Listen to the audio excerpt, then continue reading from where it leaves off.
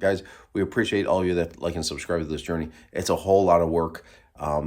And guys, don't get this wrong. For every cool thing that we do, there's 5 things that we don't do. There's a lot of sacrifice that goes into this deal to be able to continue on this journey. And we greatly appreciate all of you that support the journey in any way, shape, or form. I'm sorry to the marketing partners that we weren't able to see at PRI. We did make the 600-mile round trip out there yesterday to be able to go in there, but they kicked MVP out of the deal.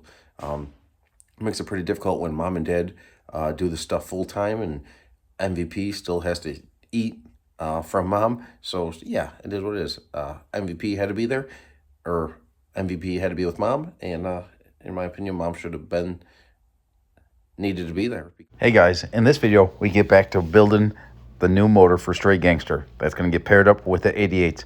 We get the short block finished, and we get the camshaft degreed in the motor. So guys, dating back to 2013, PRI has been extremely important to us. Back then, I slept in my mom's car in the parking lot, legitimately. In the wintertime, it was 20 degrees out. I froze my gonads off, but that's what it took back then. There's been more than a few times that Lady Gangster and I shared the same sleeping bag, so we didn't have to afford a hotel room. But we just can't be that hardcore anymore with the little one. But we wouldn't trade MVP for anything. With missing out on some of the opportunities the performance racing industry's trade show has blessed us with the last several years, it is more important now than ever to come up with some different ideas and marketing opportunities to continue on in 2024. If you guys have any ideas to keep your All-American Hustlers traveling and visiting fans around the country, shoot us an email at hustlinghorsepower@yahoo.com. We greatly appreciate it. Well, guys, I guess I'll fill you in. I go through and use a rag with a little bit of acetone or a cleaner that doesn't leave a residue. Go through and I clean all the insides of the caps, inside of the rods, and then start snapping the bearings in. Of course, the on the rods, I shouldn't say all the time, on the rods, the bearings are marked lower. This is an aluminum rod with a dowel pin. So you just go through there and put the tang in there, snap that sucker in there, snaps in, boom. Then we'll go through, do the same thing on the rods. But I go through and, of course, clean my hands before I start doing all this stuff. Then use, clean all the insides of the rod journals. Now when you're doing, you know, on a blower car or something like that, you throw about rod bearings in it during the race. And, of course, you can't get the inside of the rod cap or inside of the rod or anything like that perfectly clean. But, you know, when you're doing it for the first time, you know, it's good. Make sure that stuff's as clean as you can get it before you lay the bearings in there. So we're just using a regular H series bearing. A P bearing is like a softer bearing. That's, you know, good in like a crank driven roots, like a roots or a screw deal. I believe they're still running like the softer bearings in those, but we stay with the H series, a good quality Cleveland 77 H series bearing, and been running those for a long time. I mean, there's other manufacturers out there, of course, that have gone through the testament of time and not had issues, but I don't know. I don't see a real reason to change. So that's the reason why I do that. Normally I run Total Seal piston rings, but they ordered JE rings with the Pistons, so it is what it is. Not that I'm not gonna run them, because like I paid for them, so I'm running them. But generally speaking, I would use like a Total Seal ring on here. So going through here, time to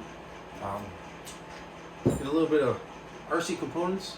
Makes a really nice billet oil dipper. Go through here. Even though we did lube these up when we were assembling them, I go through and put a little lid on there. Go through and put a nice little drop there. Work it in. Get in here. Guys, the chamfered side of the rod, that always goes to the rod journal where it meets the crank through. If you have your rod on backwards, you will see that. Aluminum rods, it's way more important because the aluminum rod is wider than a steel rod. But yeah, you gotta make sure that the rods are on right.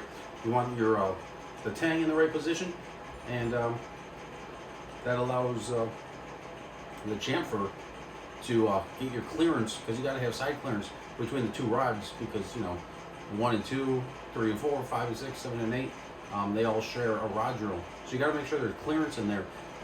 But it's always good practice just to put a little pre-lube on there on both sides, and we'll go through. And yeah, start slapping the sucker together.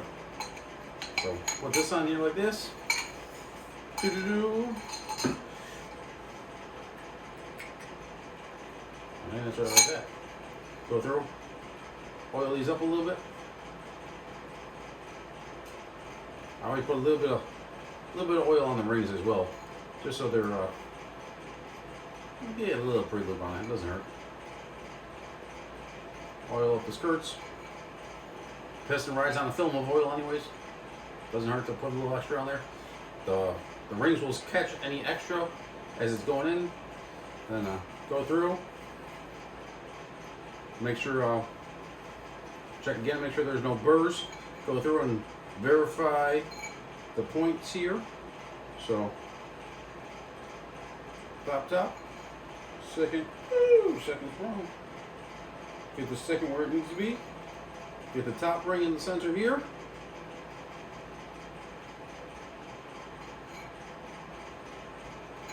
Check this. Bottom left, top right, dead center, up top. Now, you gotta rotate the motor. So, number 1 is all the way at the bottom. Go through and put a little bit of oil, fingers, clean that up.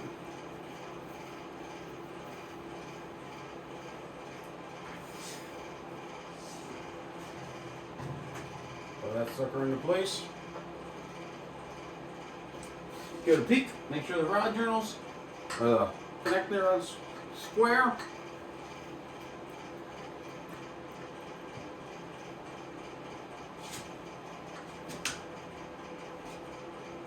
Connect the rod square. This is where it's food. Oops.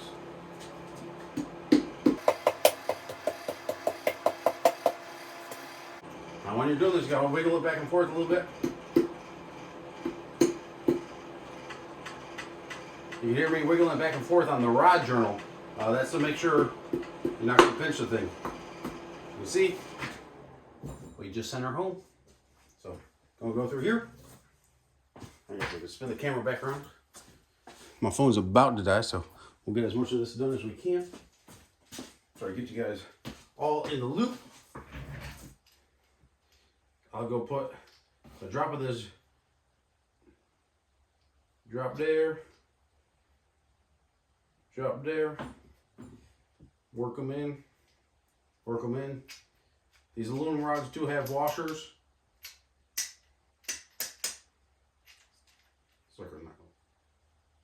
R&R says use a straight 50 weight. That's what we got there. Then we're gonna go through, put a drop. Woohoo! Lube up the face here. Of course, the other face here. Guys, you gotta make sure your hands are nice and clean here. Give it a good look. Make sure there's no debris or nothing in there. Go in here. Slide the sucker up in here. Now it should go to the outside, turn it to the inside, to the flange to the inside.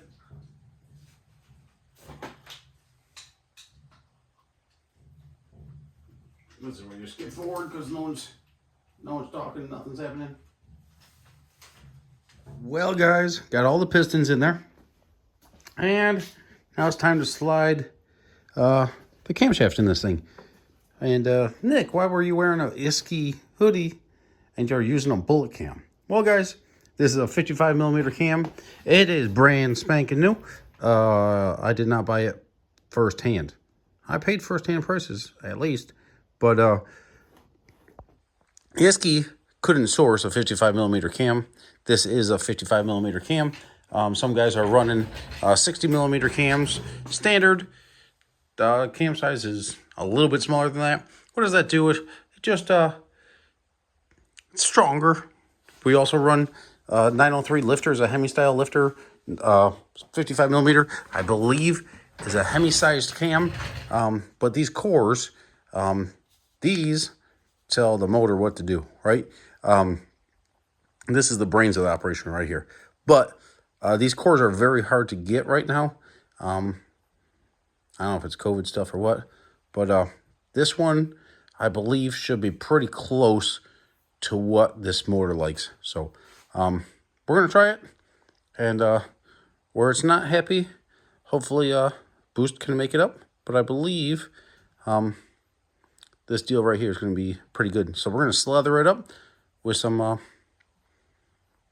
assembly lube and slide it in there. So guys, I lathered these first two journals up pretty good here. Now we're going to go through and keep on walking it in. Guys, a little too much ain't gonna really hurt nothing.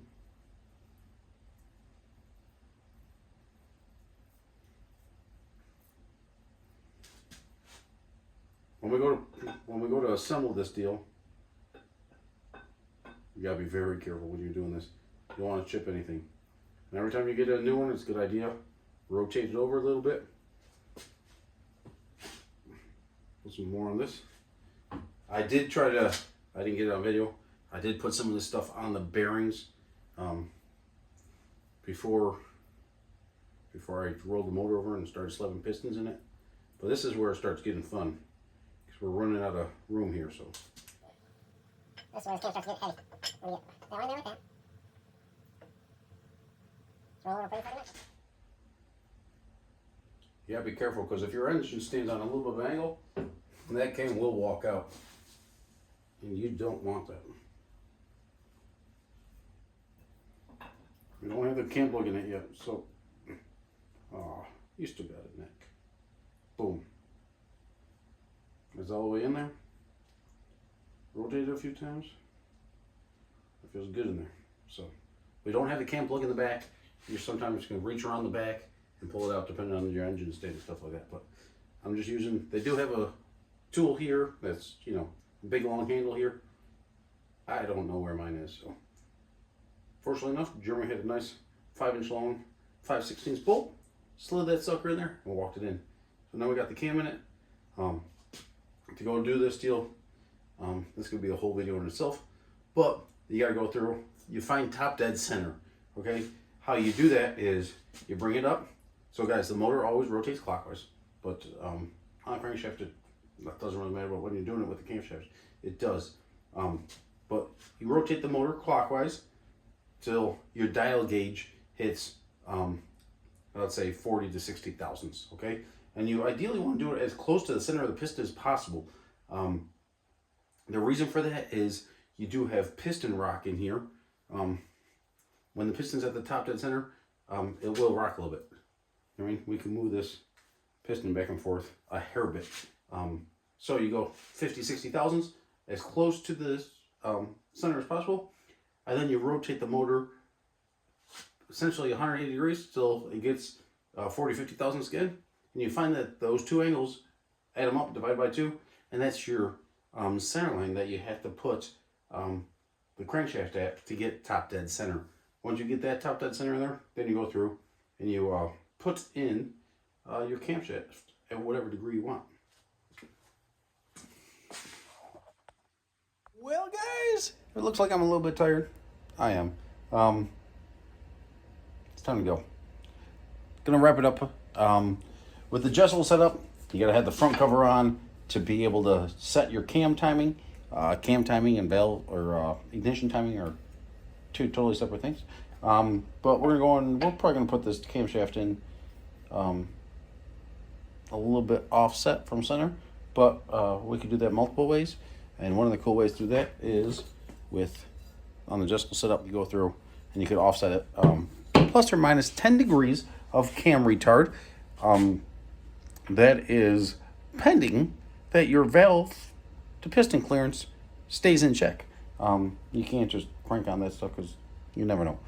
So yeah, I gotta go get my sealer that's in the trailer and stuff like that to put the belt drive setup on it.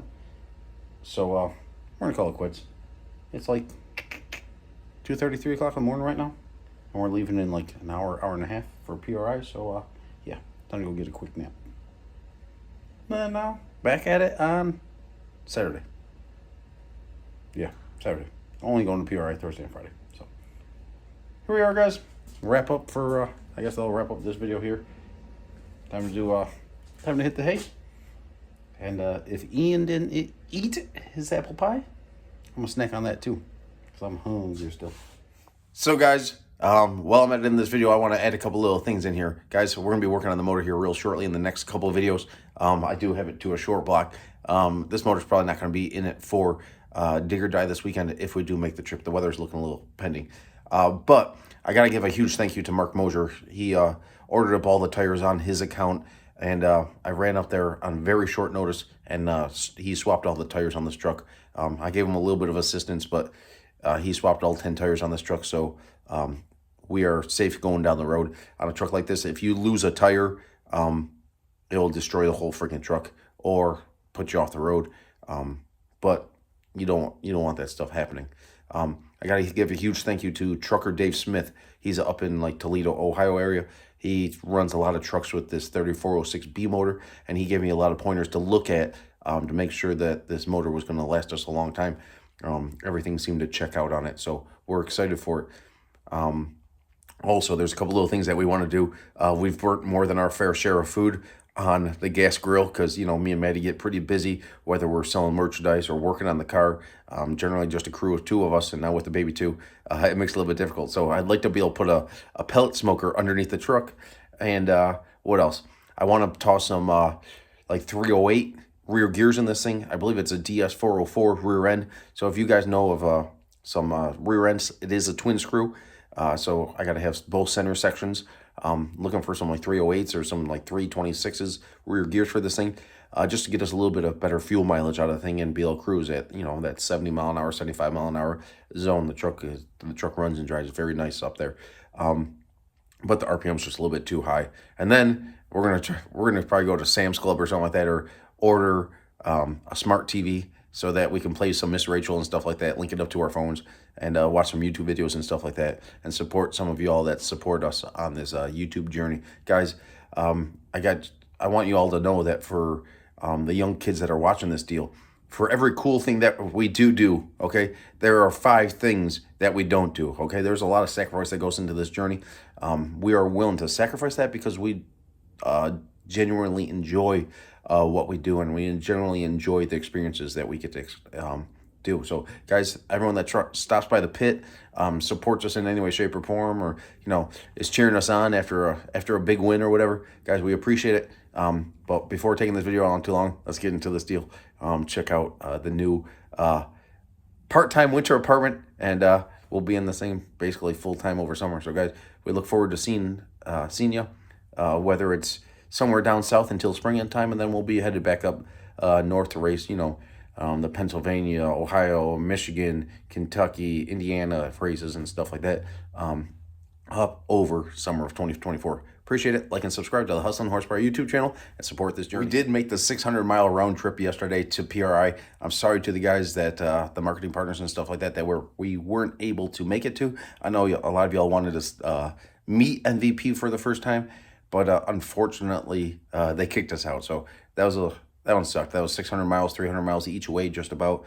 A lot of time in the car, and we didn't get to really do the show at all. But it is what it is. That's part of, you know, mom and dad are full-time doing this stuff, and the kid follows us around. So, guys, it is what it is. We're going to get to doing this deal here, and, yeah, get back at it.